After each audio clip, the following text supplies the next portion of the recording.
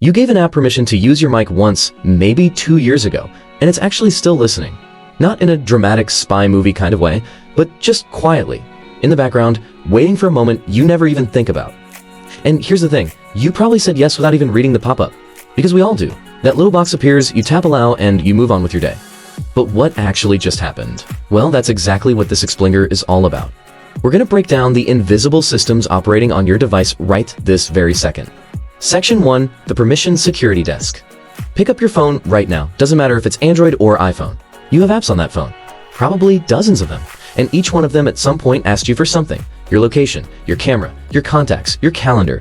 And most of the time, you said yes. Because honestly, what's the alternative? The app doesn't work. So you tap allow and get on with life. Sounds reasonable, right? It's really not. Back when smartphones first came out, apps could do basically anything.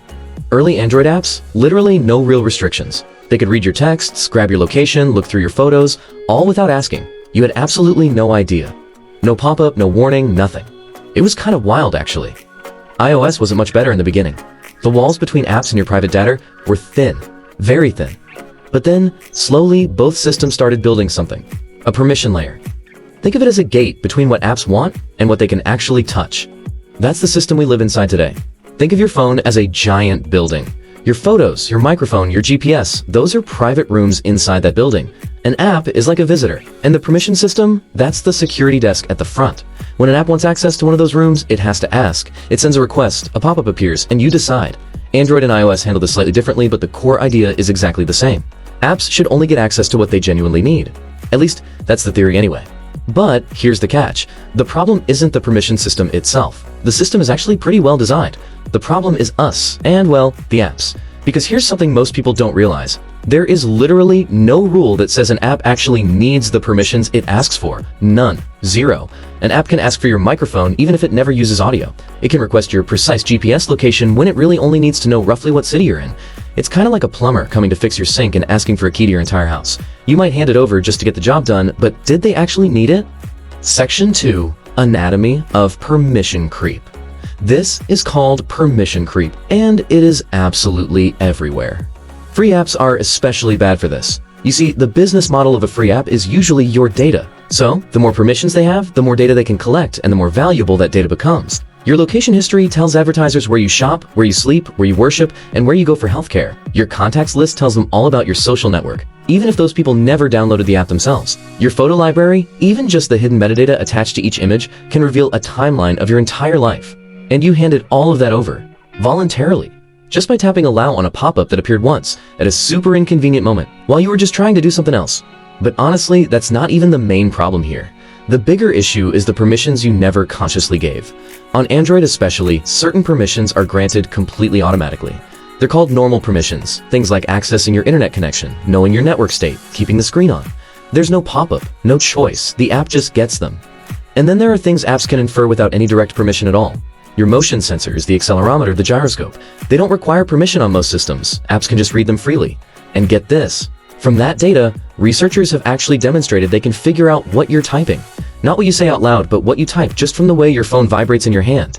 That's not a crazy theory. That's actually been published. This is where it gets genuinely strange. Think about the apps on your phone that are constantly running in the background.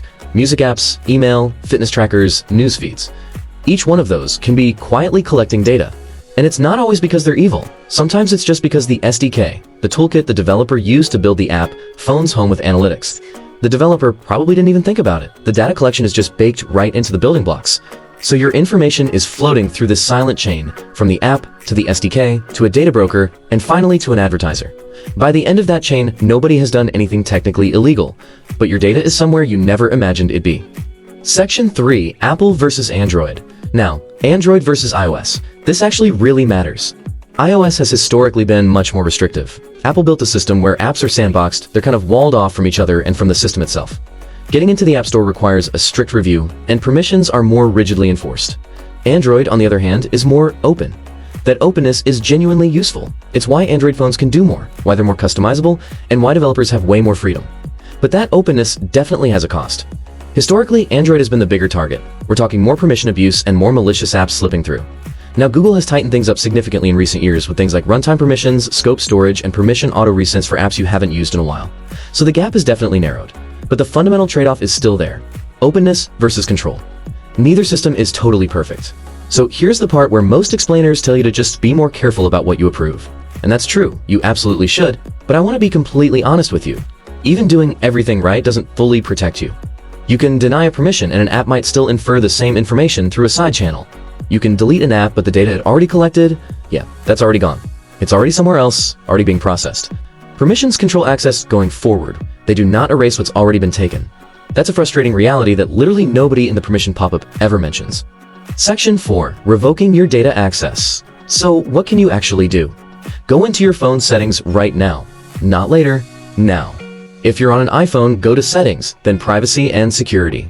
Go through each category and see exactly what has access. Be super specific about location. There is a huge difference between always, while using, and never. Most apps do not need always. On Android, go to Settings, then Apps, then Permissions. Same drill. Look for apps that have microphone or camera access for absolutely no obvious reason. Revoke it doesn't make sense. Look for apps that request your precise location when an approximate one would do just fine. iOS lets you share an approximate location now, so definitely use it. And for any app you haven't opened in months, ask yourself why it still exists on your phone. Every single dormant app is a potential data collector you just forgot about. Oh, and one more thing, and this one's really easy to miss. Check which apps have access to your contacts. Your contacts are not just your data. They're your friends' data, your family's data. These are people who made zero decisions about downloading anything, but because you gave one app access to your address book, their names, numbers, and email addresses are now floating around in someone else's database. That's the part people usually don't think about. Section 5. The 2-second pause. There's a version of permission systems out there that could actually work really well.